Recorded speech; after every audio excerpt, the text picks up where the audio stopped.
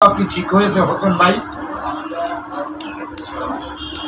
এখানে ধরেন গোপালগঞ্জের এই ঘটনাটা, এখানে আমি তো কিছু জানি না। এই পুলিশের গাড়ি, আর্মির গাড়ি, বিডিআর এর গাড়ি, এগুলি পুরাই নিয়ে মোটে ঠিক হয়নি। জি, আপনি এই যে বিদ্যুতের হয়তো আরো অন্য কিছু আপনি দায়িত্ব চাইছেন, তাহলে এই বিদ্যুৎ জ্বালানি মাহতাব হোসেন আপনার নাম, তাহলে আপনি যে এইগুলি পরিচালক করতেছেন, আপনি কি করলেন এই দেশের জন্য? কি করলেন? আমি চেয়েছিলাম আজ তরুণ করে নিয়ে যায় আর্মির গাড়ি, বিডিআর এর গাড়ি, মানে পুরা দিতেছেন, তাহলে আপনি কিনা জানেন না? দেখেন না এটা? আমি বিদ্যুৎ ও জ্বালানি মন্ত্রীর দায়িত্ব নেওয়ার পর থেকেই প্রতিদিনই কারেন্ট যাচ্ছে 4-5 বার। আমি তো রাস্তায় বের হই না, কারণ আমাকে সবাই জানে যে মাহতাব হোসেন তিনি বিদ্যুৎ ও জ্বালানি মন্ত্রী, তিনি দায়িত্ব নিয়েছেন যেন ভালোভাবে বিদ্যুৎ থাকে। এই রাতের ভিতর 5-7 বার বিদ্যুৎ চলে যায়। আমি নিজেও গত পরশুদিন রাতে আমার এলাকায় স্থানীয় মাতপুরে আমি যিনি বিদ্যুতের রাতের বেলা দায়িত্ব থাকেন, তিনি বলতেছেন, স্যার আমিও তো ওই আইপিএস এ ঘুমাচ্ছি।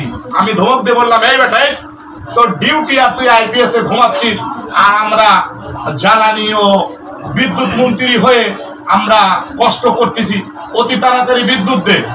রাত 12টা 3 মিনিটের ওইদিকে আবার বিদ্যুৎ দিল। এভাবে যদি তারাই মানে একটা দায়িত্ব যে জ্ঞানহীন, মানে 5ই আগস্টের পরে সবাই ভালোভাবে যে একটা দায়িত্ব পালন করবে, কিন্তু সেটা করছে না। আপনি কি চান যে অতি সত্বর একটা নির্বাচন হোক? আমি চাচ্ছি যে এই দেশ যদি নির্বাচন আপনি না করেন, তাহলে পারে আপনি এই দেশ কিভাবে চালাবেন? একটা আর্মির গাড়ি, একটা বিডিআর এর গাড়ি, একটা পুলিশের গাড়ি, একটা পুলিশের ধরে মারা, এগুলি কি ব্যবহার? আপনাদের কি ব্যবহার? ছোট ছোট ছেলে পেলে রাজনীতি করে দেন, হয়তো বড় বড় জ্ঞানী লোকের পিলে সম্মান দেন না, হয়তো জ্ঞানী লোকের পিলে মারি ফেলাচ্ছেন, পুলিশ মার দিচ্ছেন, একই স্বভাব। আমি একটা ভুল করে ফেলেছি। পুলিশ ছাড়া দেশ চালাতে পারবেন? পুলিশ ছাড়া দেশ চালাতে পারবেন? তাহলে কেন এগুলি হয়?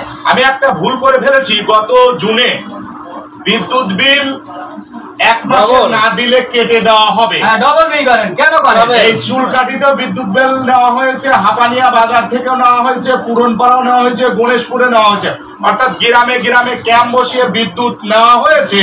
কিন্তু আমি বিদ্যুৎ ও জ্বালানি মন্ত্রী মাহতাব হোসেন বাইরে যেতে পারছি না। বিদ্যুৎ ঠিকভাবে কন্ট্রোল ও নিয়ন্ত্রণ করা যাচ্ছে না। গ্যাসের দাম কমিয়ে দিয়েছি, এই দোকানদাররা এখনো গ্যাসের দাম বৃদ্ধিকরণ করছে। আমি চাচ্ছি অচিরে একটা সুস্থ নির্বাচন হবে। সেই নির্বাচনের মাধ্যমে 15-15.5 বছরে যেভাবে মানুষ ভোট দিয়েছে সেভাবে ভোট দিবে না, ভোট দিবে সুস্থ মস্তিষ্কে। আমার ভোট আমি যাকে খুশি তাকে দেব। সেখানে সব দলের এজেন্ট থাকবে। এনসিপি বলেন, বিএনপি বলেন, আওয়ামী লীগ বলেন, জামাত বলেন, সকল দল যেন একটা নির্বাচনে অংশগ্রহণমূলক নির্বাচন হয়। পুলিশ প্রশাসন যেন কোনো দ্বিপক্ষীয় না হয়, তারা যেন নিরপেক্ষতা পালন করে, এবং দেশের মানুষ একটা সুস্থ নির্বাচনের মধ্য দিয়ে। আগে কিন্তু একটা কথা রয়ে গেছে, সেটা হলো সংস্কার। আমি জ্বালানি ও বিদ্যুৎ মন্ত্রী হয়েও একটা কথা বলতে চাই, সমাজটা কিন্তু সানা ঘাসের মতো ভরে গেছে। এই যে গতকাল আমি টিভি ফুটেজে দেখলাম, গোপালগঞ্জ বিকেল 4:30টার দিকে যখন এনসিপির নেতারা সমাবেশ করে মাদারীপুরের দিকে যাচ্ছিল, যারা আক্রমণ করেছে তাদের বাড়িতে রাত 3:30টার দিকে র্যাব, পুলিশ এবং আর্মি বিভিন্ন গ্রুপ হয়ে সার্চ করছে, সাথে কুকুরও ছিল। গোপালগঞ্জের টুঙ্গিপাড়া, যেখানে বঙ্গবন্ধুর জন্ম, এই টুঙ্গিপাড়াতে থেকে মাদক, ইয়াবা, গাঁজা, ফেন্সিডেল এবং 8.5 লক্ষ টাকা উদ্ধার করেছে। আপনি কি এটা দেখেছেন টিভিতে ফুটেজ? আমি এটা দেখিনি, আমি শুনেছি। আপনার কথাই বিশ্বাস,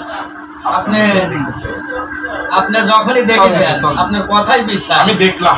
কিন্তু এখানে একটা কথা হলো কোনটা, যে যারে ছাড়া এই দেশ চলে না, তাদের কেন মার হয়? পুলিশি কি আগে মারা হইলো, আবার পুলিশি কাছে যায়, আবার এখন মার শুরু হয়ে গেল। তাহলে এই দেশ কোথায় নিয়ে গেছেন আপনারা? হ্যাঁ, স্বরাষ্ট্র মন্ত্রণালয়ের দায়িত্বে রয়েছেন বিলেন ফরহাদ হাপানিয়া গ্রামের স্বরাষ্ট্র মন্ত্রণালয়ের দায়িত্ব রয়েছেন। আর হিরো আলম বারবার মার খাচ্ছে। আপনারা কি জানেন হিরো আলম বারবার মার খাচ্ছে রাজনীতিতে? হিরো আলম কোন দল করে? হিরো আলম কোন দল করে আমার বলতে কষ্ট হচ্ছে। ওনার কোনো দল নেই। কখনো বলছে নাঙ্গল মার্কা, কখনো আবার নৌকা মার্কার ইনিতে যায়, এখন আবার না বলে যে জিয়া সরকারকে দেখছি। উনি কি কোনো নেশা টেশা খায়? নেশা করে না, কিন্তু ওনার অভিনয় নেশার মতোই। সাহসী হিরো আলম ছবি বানালেন। নেশা না করলে তো সাহস। একিউ মুকুল নেত্রবাদী একজন নামি দামি পরিচালক হিরো আলমকে দিয়ে সিনেমা বানালেন। হিরো আলমকে সিনেমা করার যোগ্য তো না। বাদাম গাছ আর হইলো টুকাই বাদাম না, সার্কাস কিংবা যাত্রার জোকার হলে হতো। এখন বিলেন ফরহাদকে আমি টেলিফোন দেবো, যারা পুলিশের গাড়ি পুড়িয়েছে, পুলিশের উপর নির্যাতন করেছে, অনেক পুলিশ আহত হয়েছে, এবং যারা ধরা পড়েছে সঠিক তদন্ত করে তাদেরকে দৃষ্টান্তমূলক শাস্তির ব্যবস্থা করা হবে। পুনরায় যেন কোনো নৈরাজ্য। আপনি একটা কথা মনে রাখবেন, যারা সন্ত্রাস করে তারা কোনো দলের নয়। এ কথাটা কি মানেন? হ্যাঁ, কথাই মানে। যারা ওদেরকে ইন্ধন জুগিয়েছে, অস্ত্র দিয়েছে, গোলা বারুদ দিয়েছে, তারা কিন্তু পালিয়ে গিয়েছে। আর যারা কাজটা টাকার বিনিময়ে করুক আর নিশাদ্রব্যের বিনিময়ে করুক, তারা কিন্তু ধরা পড়েছে। এই যে আপনার খবরে দেখি হয়তো, এবং জায়গায় জায়গায় দেখা যাচ্ছে যে মানুষগুলি মারতেছে, মা বোনের ইজ্জত দিতেছে, এগুলি কি ঠিক হচ্ছে? এগুলো আসলে প্রকৃতিপক্ষে এরা রিয়েল ক্রাইম। এরা আমারও প্রশ্ন, ওরা কারা? হ্যাঁ, ওরা সন্ত্রাসবাদী। ওরা কোনো দলের নয়, দলের বদনাম করবো না, দেশের উন্নয়নের জন্য ওরা কখনো নয়। যখন যে দল যাবে তখন তারা দলের মধ্যে কিছু কুচক্রী লোক আছে যারা নিজেদের স্বার্থকে সিদ্ধি করে উদ্ধার করতে চায় সন্ত্রাসী বাহিনীর মাধ্যমে। সন্ত্রাস কোনো দলের নয়, এ কথা আপনার চিরন্তন সত্য। এই দেশে থেকে এই বাংলাদেশের লোকই হাসিনিক বিলিয়া ভারত পাঠাইছে, তোরা তো অন্য দেশে চলে গেছে। তাহলে এই দেশের খুন খারাপি, রাহাজানি, ছিনতাই এগুলি কেন হয়? ঘটনা হলো, শেখ হাসিনা তার বয়স হয়েছে, আল্লাহ পাক তাকে আব্রোড কান্ট্রি পালিয়ে গেছে শেখ রেহানার সাথে। সে উস্কানিমূলক কথা যেন বাহির দেশের থেকে না বলে। বর্তমান প্রজন্মের রাষ্ট্রপতি সাহেব আছেন, ভালো ভালো উপদেষ্টা রয়েছেন, এরা যেন দেশটা সুন্দরভাবে পুনর্গঠন করতে পারে। আমি যারা বলে যে ফ্যাসিবাদী অনুপ্রবেশ করবে, আমি এটা বিশ্বাস করি না। ফ্যাসিবাদী অত পাগল হয়নি যে নিজের গলায় নিজের রশি। শেখ হাসিনা অত পাগল হয় নাই। দেখুন গোপালগঞ্জের কিছু যে সন্ত্রাস চক্র, ওরা পাগল হয়েছে, শেখ হাসিনা শান্তিতে আছে। এমন একটা দেশে আছে, ভারতে থাক আর ইংল্যান্ডে থাক, আছে শেখ হাসিনার কোনো চিন্তা আছে, ব্যাংক ভরা টাকা, সব কিছু আছে। আমার আপনার কিছু আছে, আমরা সুস্থ জীবনযাপন করব, আমরা কখনো কোনো সরকারের বদনাম করব না। দেখা যাক, বাংলাদেশ সেনাবাহিনী রয়েছে, পুলিশ প্রশাসন রয়েছে, বিজিবি রয়েছে, বিভিন্ন মিডিয়া রয়েছে, কিভাবে আগামী প্রজন্ম, বর্তমান যিনি দেশ চালাচ্ছেন আমাদের উপদেষ্টা প্রধান ডক্টর মোহাম্মদ ইউনূস সাহেব, তার দীর্ঘ আয়ু কামনা করি। তিনি যেন সুস্থ নির্বাচনের মধ্য দিয়ে একটি দেশকে আবার নতুন করে পুনর্গঠন করে একটা নির্বাচিত সরকারের মাধ্যমে একটি সরকার গঠন করতে পারে।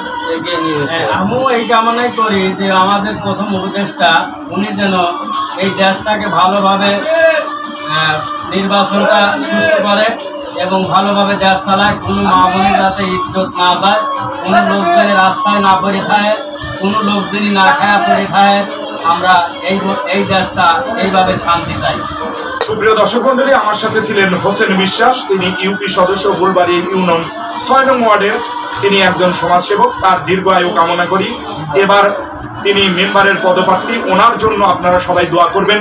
বুলবাড়িয়া ইউনিয়ন, পাবনা জেলার সাথিয়া উপজেলার বুলবাড়ি ইউনিয়ন 6 নং ওয়ার্ডের মেম্বার পদপ্রার্থী হোসেন সাহেব, তিনি আপনাদের কাছে দোয়া প্রার্থী। আমি ধারাভাষ্যকার ফানি এবং ধারা বর্ণনা দিয়ে থাকি রাকিবুল হাসান মাহাতাব। আমাদের চ্যানেলটির নাম Zahidul best media YouTube channel. আমাদের এই যে কথোপকথন, বর্তমান যে একটা প্রেক্ষাপট আমরা সুন্দরভাবে হাসির মাধ্যমে বললাম, আপনারা লাইক করবেন, কমেন্ট করবেন, শেয়ার করবেন এবং ভালো থাকবেন, সুস্থ থাকবেন। আল্লাহ হাফেজ। আপনাদের সবার কাছে দোয়া করি আমি হোসেন মেম্বার, আপনারা সবাই একতা হয়ে ভালো দেশটাকে চালাবেন এবং এই দেশে যাতে কোনো অত্যাচার না হয় এই কামনা করিয়া আমি আপনাদের দোয়া চাই। ধন্যবাদ।